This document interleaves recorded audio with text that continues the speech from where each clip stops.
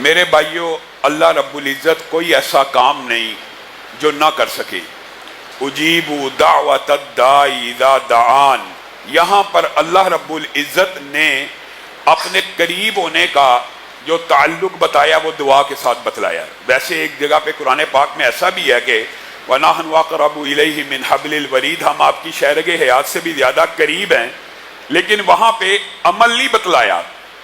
اس آیت کے اندر جو صبح جمعے میں آپ کے سامنے رکھی تھی وَإِذَا سَأَلَكَ عِبَادِي عَنِّي فَإِنِّي قریب، یہ قریب اللہ کس کے لیے کہہ رہا ہے؟ اجیب دعوت الداعی اذا دعان، جب پکارنے والا کوئی پکار کرتا ہے یا پکارتا ہے یا مجھے بلاتا ہے تو میں اس کی دعا کا جواب دیتا ہوں، میں قریب ہوں۔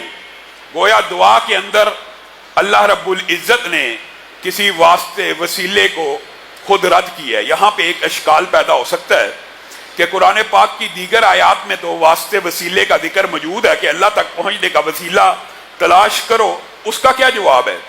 تو میرے بھائیوں یہ بات یاد رکھیے گا، آج تعصب کے بغیر شرع صدر کے ساتھ اہل توحید کا موقف سمجھے۔ اگر آپ کو بات سمجھ آ جائے قبول کر لیں، اور اگر آپ کو سمجھ نہیں آتی آپ اپنے دلائل کو مزید راستہ پہ راستہ کریں، ان کے اوپر غور و فکر کریں، مزید دلائل سامنے لے کے آئیں۔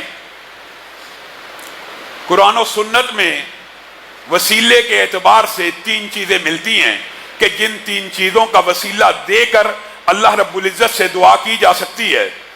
ویسے تو اس آیت میں انی قریب کے بعد اللہ نے ساتھ ہی کون سا عمل بتایا؟ اجیب دعوت الداعی اذا دعان، کسی کے گمان میں یہ نہ رہے میں دور ہوں، میں پکارنے والے کی پکار کا جواب دیتا ہوں۔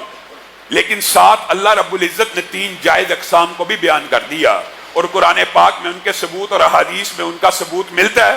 اگر کوئی چوتھی قسم حدیث سے ثابت ہے، ہمارے سر آنکھوں پر ہمیں تو کئی اہل حدیث جاتا ہے، اگر حدیث آ جائے اور اس کے آگے ہم عقل دوڑائیں یہ ممکن نہیں ہے۔ حدیث ہوگی ہم سر تسلیم ہم کر دیں گے۔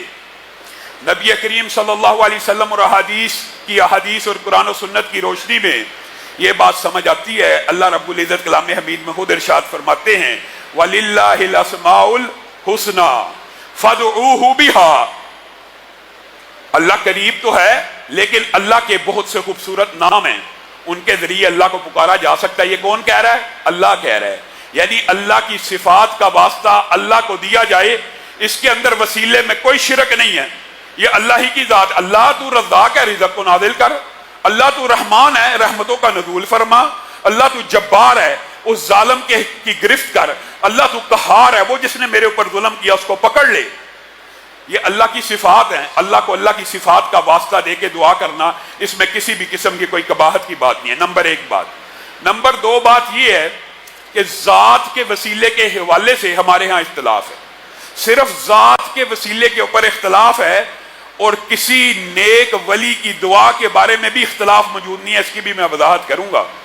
ذات کے اوپر اختلاف ہے کہ کسی کی ذات کا وسیلہ نہیں دیا جا سکتا، اس کی مثال عقل اور منطق کے ساتھ بھی ہے اور حدیث سے بھی ثابت ہے۔ مثلا نیک عمل کوئی قاری صاحب کر رہے ہیں، کوئی امام صاحب کر رہے ہیں، کوئی مولوی صاحب کر رہے ہیں، انہوں نے تو بڑا نیک عمل کیا، اور ایک گناہ گار بندہ اٹھے اور اللہ کو کہ قاری صاحب نے بڑا اللہ تعالیٰ نیک عمل کیا ہے، اس کے نیک عمل کی وجہ سے میرا کام کر دے۔ ایک بندہ اٹھے، وہ مولوی صاحب اور علامہ صاحب بڑا نیکی کا کام کرتے ہیں، ان کی نیکیوں کی وجہ سے اللہ میرا یہ کام کر دے۔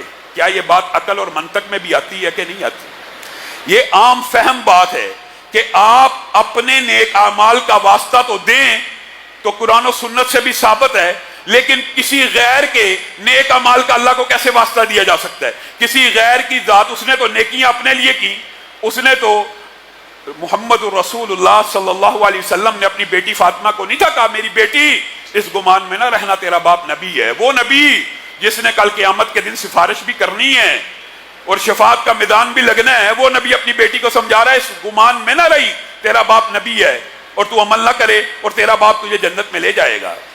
نبی کا چچا ابو لہب جنت میں چلے جائیں گے ذات کے وسیلے کی وجہ سے۔ عمل میں کروں، عمل حاجی صاحب کرے، عمل قاری یاسین صاحب کریں، عمل قاری امجد صاحب کریں، اور ایک بندہ اٹھے قاری امجد صاحب نے 8 تراویحیں پڑھائی ہیں، اللہ تعالیٰ اس کی وجہ سے مجھے معاف کر دے، یہ کیا لاجک؟